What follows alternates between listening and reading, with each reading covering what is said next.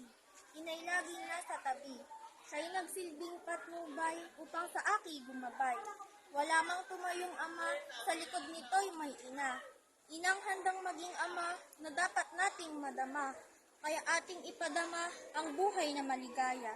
Salat man sa karangyaan, ina ay masasandalan. Akda ni Emily Rodriguez, ina ko'y napakabait na parang Diyos sa salamin.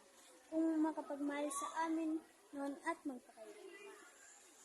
Ina ko'y iniibig na parang isang daigdig, kung sumambit at umibig. Kung siya ay laging iniibig, siya ay laging iniibig. Ina ko'y napakalupit na kung siya'y magalit, na parang isang pilipit na kung mamili. Magaling, lagi siyang malambing. Wala na sa akin, pero laging sa isip. Di ko masuklian, pinahalagahan, kanyang kabutihan na di mapalitan. Kanta ng boses mo, sana marinig ko. Ngayon wala sa'yo, sana di malungkot.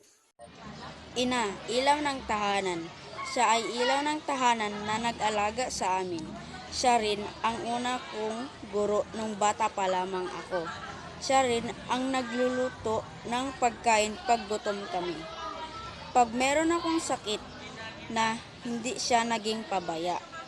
Sa hirap man o ginhawa, kami ay magkakasama. Gang isa sa amin umunlad upang siya'y maalagaan. Tula para sa ina. Sa tulang aking ginawa, siya palagi ang aking paksa. Hindi man to nagtutugma, tuloy pa rin ang paghanga. Siya ang aking inspirasyon sa aking imahinasyon. Siyang nais kong destinasyon, sa tula siya'y naroroon. Kasi siya lang ang inspirasyon, minahal ka hanggang ngayon. 9 na taong binantayan sa kanyang sinapupunan. Pinalaki kang may galang, nilayo sa kasamaan. Mahal ka ng iyong magulang, suklian din ng lubusan. Bang.